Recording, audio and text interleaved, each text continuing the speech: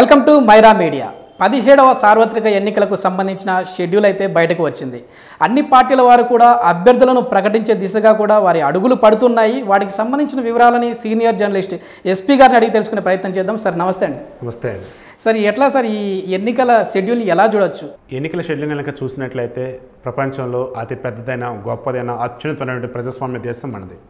ఇందులో ఎన్నికలు నిర్వహించడం అన్నది ఒక కీలకమైనటువంటి అంశం. ఇక్కడ అయినా సరే అంత కీలకమైనదైనా సరే దానిని మన వాళ్ళు ప్రతిసారి ప్రతిష్టాత్మకంగా తీసుకొని నిర్వహిస్తూనే ఉన్నారు. ఈసారి మనం చూసినట్లయితే 17వ సార్వత్రిక ఎన్నికలు మొత్తం 543 లోక్సభ స్థానాలకు ఎన్నికలు జరగబోతున్నాయి. అది కూడా 7 విడతల్లో జరగబోతున్నాయి.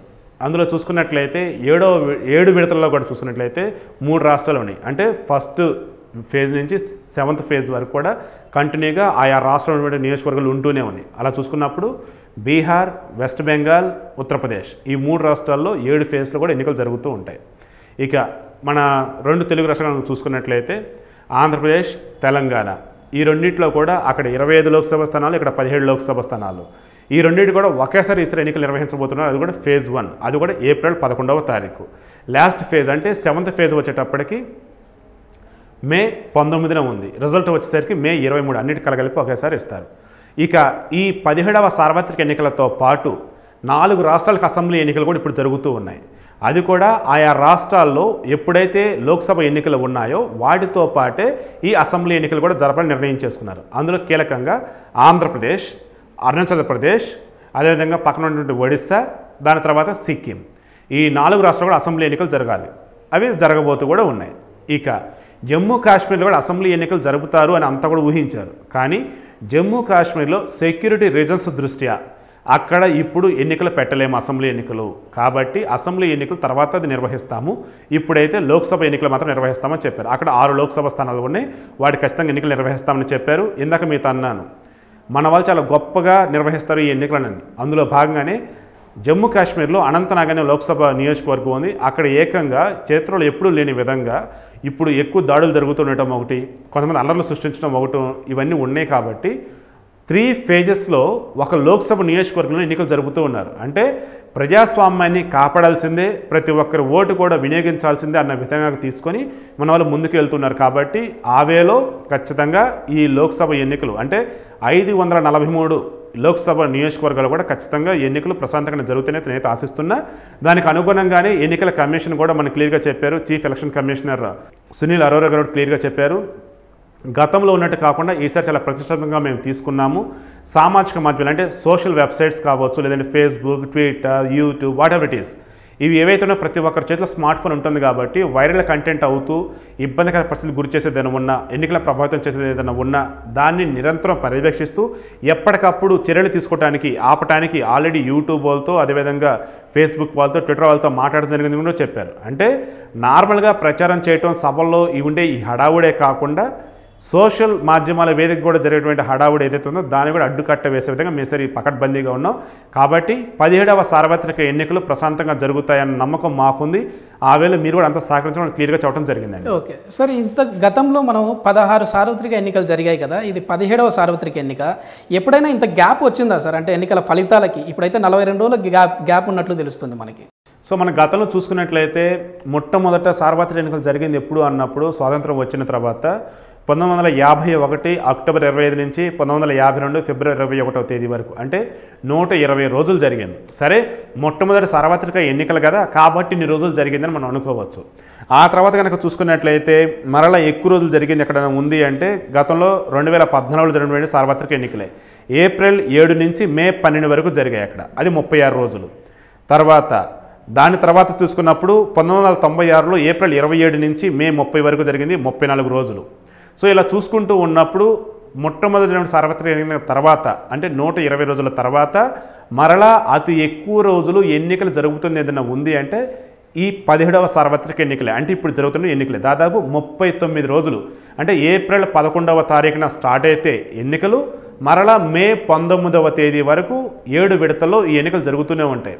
మీరు ఆల్రెడీ ఇందాక ప్రస్తావించాను కదా, ఇన్ని విడతల్లో ఎన్నికలు జరగటం, ఇన్ని రోజులు గ్యాప్ రావడానికి ప్రధాన కారణం ఏంటి అంటే ఎలక్షన్ సిబ్బంది అనుగుణంగా ఉండాలా, ఎలక్షన్ సిబ్బంది ఖచ్చితంగా ఎంతమంది కావాలో అంతమందిని తీసుకోవాలా, అదేవిధంగా పోలింగ్ బూతుల దగ్గర సెక్యూరిటీ కావచ్చు, అదేవిధంగా ఈవీఎం ప్యాడ్స్ వీటిని రక్షించడం కావచ్చు.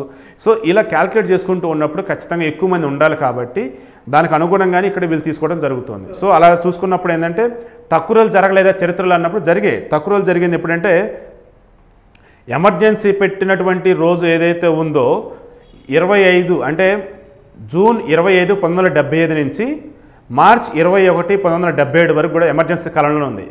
ఆ టైంలో జరిగినటువంటి ఎన్నికలు ఏంటంటే మార్చి 16 నుంచి 20 వరకు ఎమర్జెన్సీ టైంలోనే ఎన్నికలు జరిగాయి, ప్రజాస్వామ్య ఎన్నికలే.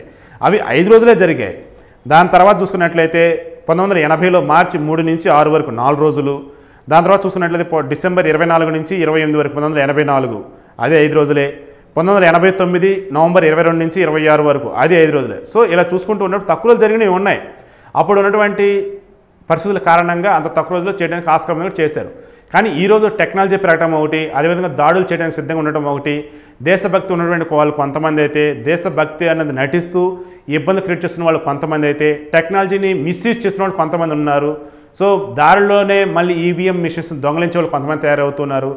అదేవిధంగా ఇప్పుడు నాన్ బీజేపీ, నాన్ కాంగ్రెస్ వాళ్ళు కొంతమంది తయారవుతున్నారు, నాన్ ఎన్డీఏ, నాన్ యూపీ వాళ్ళు కొంతమంది తయారవుతూ ఉన్నారు. అసలు మాకు ఎన్నికలే ఇష్టం లేదని కొంతమంది తయారవుతున్నారు. ఇన్ని తలనొప్పులు ఉన్నప్పుడు ఎన్నికల ప్రశాంతంగా నిర్వహించాలంటే రోజులు ఎక్కువైనా పర్వాలేదు, కానీ దేశంలో నిర్వహిస్తున్నటువంటి 543 లోక్సభ నియోజకవర్గాలు కూడా ఖచ్చితంగా ఎన్నికలు కంప్లీట్ చేయాలి ప్రశాంతంగా అంటే మాత్రం ఈ మాత్రం టైం ఉండాలనేసి మనకు క్లియర్గా అర్థమవుతూ ఉందండి. సరే, ఇప్పుడు మన 2 తెలుగు రాష్ట్రాల్లో కలిపి 42 లోక్సభ స్థానాలు ఉన్నాయి. వాటికి 2 ఒకేసారి ఇట్లా ఎలక్షన్లు జరపడం అనేది ఇదే ఫస్ట్ టైం అనుకుంటాను.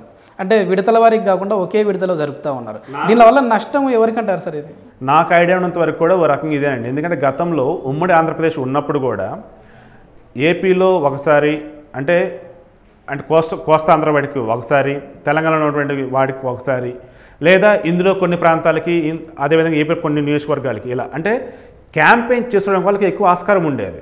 కానీ ఈసారి ఏమవుతుందంటే తెలంగాణ విషయానికి వచ్చినట్లయితే వాళ్ళు మొన్నే గెలిచి ఉన్నారు అసెంబ్లీ ఎన్నికలు, కాబట్టి అదే ఊపు మీద వాళ్ళు ఉన్నారు, ప్రజలు కూడా అలాగే ఉన్నారు. సో వాళ్ళకు వచ్చిన ఇబ్బంది అయితే ఏమీ లేదు. సో వాళ్ళు ప్రశాంతంగానే ఉన్నట్టు. తెలంగాణలో ఇబ్బంది పడేది ఎవరన్నా ఉన్నారంటే మన టీఆర్ఎస్ చేతిలో చావు దెబ్బతిన్నటువంటి టీడీపీ కావచ్చు, తెలంగాణ జనసమితి కావచ్చు, సిపిఐ కావచ్చు, బిఎల్ఎఫ్ వాళ్ళు కావచ్చు, అదేవిధంగా కాంగ్రెస్ వాళ్ళు కావచ్చు. ఇప్పుడు వాళ్ళ అభ్యర్థులు సెలెక్ట్ చేసుకోవాలి, వీళ్ళతో పాటు బీజేపీ వాళ్ళు కూడా. సో వాళ్ళ అభ్యర్థులు సెలెక్ట్ చేసుకోవాలా, ప్రచారం చేసుకోవాలా, టైమా తక్కువ ఉంది. ఎలా ఏంటి అనుకున్నప్పుడు మెయిన్ కాన్సన్ట్రేషన్ అంతా కూడా ఇక టీఆర్ఎస్ సైడే ఉండబోతుంది. కాబట్టి ఇక ఏపీ సైడ్ ఏంటి అన్నప్పుడు టీడీపీ వాళ్ళు కావచ్చు, వైసీపీ వాళ్ళు కావచ్చు, అభ్యర్థుల విషయంలో ఒక స్పష్టత వాళ్ళకు ఉంది. కాకపోతే అప్ టు 70% వాటికి స్పష్టత ఉంది వాళ్ళకి. మిగతా 30% వరకు అభ్యర్థులు ఎవరు ఏ స్థానం నుంచి పోటీ దించిన కన్ఫ్యూజన్ అయితే వాళ్ళకు ఉంది. ఇప్పటికి కూడా టీడీపీ వాళ్ళు పూర్తిగా అభ్యర్థులను ప్రకటించింది లేదు, వైసీపీ ప్రకటించింది లేదు. జనసేన వచ్చేసరికి ఈరోజు స్టార్ట్ చేసింది అభ్యర్థుల విషయానికి వచ్చేటప్పటికి. సో అదేవిధంగా కాంగ్రెస్, బీజేపీ, కమ్యూనిస్ట్ పార్టీలు ఎక్కడ కూడా సరైన అభ్యర్థులు వాళ్ళు ఇంకా ప్రకటించలా. సో రేపు మార్చి 18వ తారీఖు నోటిఫికేషన్ ఇచ్చినట్లయితే మార్చి 25వ తారీఖులోపు నామినేషన్లు వేసేయాలి. అంటే టైం ఎంత తక్కువ ఉన్నదంటే అభ్యర్థుల ఎంపిక, ప్రచారం, నామినేషన్లు వేయటం, అదేవిధంగా ఓట్లకు వెళ్ళటం, మొత్తంగా చూసుకున్నప్పుడు ఈ నామినేషన్లకు సంబంధించేస్తే మహా అయితే ఇంకా 14-15 రోజులు ఉంది. ఇక ఎలక్షన్కి వచ్చేటప్పటికి మహా అయితే ఎగ్జాక్ట్గా 1 మంత్ ఉంది. ఈ మీరు అడిగిన దాని ప్రకారం చూసుకున్నట్టు ఎవరికి నష్టం చేకూరబోతుంది అన్నప్పుడు టీడీపీ వాళ్ళేమో ఏ క్షణమైనా సరే ఎన్నికలు రావచ్చు, దానిలో భాగంగా ఫస్ట్ ఫేజ్లోనే రావచ్చు. మనకు అసెంబ్లీ ఎన్నికలు కూడా ఉన్నాయి కాబట్టి లోక్సభ అసెంబ్లీ ఎన్నికలు కలిపి రావచ్చు. కాబట్టి మనం ప్లాన్డ్గా ఉండాలని ఆల్రెడీ వాళ్ళు ప్లాన్డ్గానే ఉంటూ ఉన్నారు. గతంలో నామినేషన్లు చివరి తేదీ అనటానికి ముందు కూడా టీడీపీ తరపున ఎవరో నామినేషన్ వేస్తారంటే కొన్ని నియోజకవర్గాల్లో ఎదురు చూస్తూ ఉండేవారు. ఈసారి అలా కాకుండా దాదాపు 100కు పైగా స్థానాల్లో టీడీపీ ప్రకటించేసింది అభ్యర్థుల్ని. సో అదేవిధంగా 25 లోక్సభ స్థానాలు ఉంటే 10కు పైగా స్థానాల్లో కూడా ప్రకటించేసింది. అలా చూసుకున్నప్పుడు వైసీపీ వాళ్ళు పాదయాత్ర కొన్ని వేల కిలోమీటర్లు చేస్తూ ఉన్నప్పుడే నియోజకవర్గ ఇన్ఛార్జీలు ఎవరైతే ఉన్నారో వాళ్ళే క్యాండిడేట్లు అనే విధంగా కొంతమంది డిక్లేర్ చేయటం, ఇంకొన్ని చోట్ల నియోజకవర్గ ఇన్ఛార్జీలు కాదు మీ క్యాండిడేట్లు మేము చెబుతాం అని చెప్పి వాళ్ళు చెప్పటం, ఇదంతా జరుగుతూ ఉంది. సో టీడీపీ వాళ్ళు వైసీపీ క్లారిటీగానే ఉన్నారు, టీడీపీ వాళ్ళని అభివృద్ధిని తీసుకెళ్తూ ఉన్నారు, వైసీపీ వాళ్ళు ఏమో అవినీతి వీళ్ళు చేస్తారని చెప్పి వాళ్ళని తీసుకెళ్తూ ఉన్నారు. సో వాళ్ళు ప్రచారంలో ముందున్నారు, క్యాండిడేట్ల పరంగా ముందున్నారు. కాబట్టి టీడీపీకి ఇక్కడ వైసీపీకి వచ్చే నష్టం అయితే ఏమి అంతగా కనిపించడం లేదు. ఇక కాంగ్రెస్ టీడీపీతో కలిసి వెళ్తే మొన్నటిదాకా అనుకుంటూ ఉన్నారు, కానీ ఒంటరిగానే వెళ్ళాలని డిసైడ్ అయి ఉన్నారు. సో అభ్యర్థుల ఎంపిక ఓట్లు చీల్చిద్దా లేదంటే నిజంగానే సీట్లు కూడా గెలిచిద్దా తెలీదు. బీజేపీ టీడీపీతో మనకు మిత్రపక్షంగా ఉంది, ఇప్పుడు ఒంటరిగా వెళ్ళాల్సిన పరిస్థితి. వైసీపీయా గెలిచిన తర్వాత రేపు కేంద్రంలో ఎవరైతే గవర్నమెంట్ ఫామ్ చేస్తారో వారు గనక ఏపీకి హామీల విషయంలో కావచ్చు, ప్రత్యేక హోదా విషయంలో కావచ్చు క్లారిటీ ఇస్తే మేము సపోర్ట్ ఇస్తామని చెప్పకనే చెప్పారు. సో అది బీజేపీనే కావచ్చు, కాంగ్రెస్ అయినా కావచ్చు. సో ఈ వేళ చూసుకున్నప్పుడు వాళ్ళు వన్ సైడ్ వెళ్ళబోతూ ఉన్నారు. వాళ్ళ బీజేపీతో కలిసి వచ్చేది, కాంగ్రెస్తో కలిసి వచ్చేది అయితే లేదు. సో ఇక వామపక్షాలు జనసేనతో కలిసి ముందుకెళ్తామని చెప్తూ ఉన్నాయి. అంతా ప్లాన్డ్గానే ఉన్నారు. కాకపోతే ఈ ప్లాన్ అనేది పార్టీల పరంగా, సింబల్స్ పరంగా ఉంది అంతే. నియోజకవర్గాల వారిగా అభ్యర్థులు ఎవరు అనేది కొన్ని చోట్ల క్లారిటీ ఉంది, ఇంకొన్ని చోట్ల క్లారిటీ లేదు. సో పర్టికులర్ ఎవరికైతే నష్టం వచ్చేది అయితే లేదు. కానీ ఇప్పుడైతే ముందంజలో టీడీపీనే ఉన్నట్లు తెలుస్తుంది కదా సార్, అంటే అభ్యర్థుల ప్రకటనలో టీడీపీ చెప్పాను కదండి.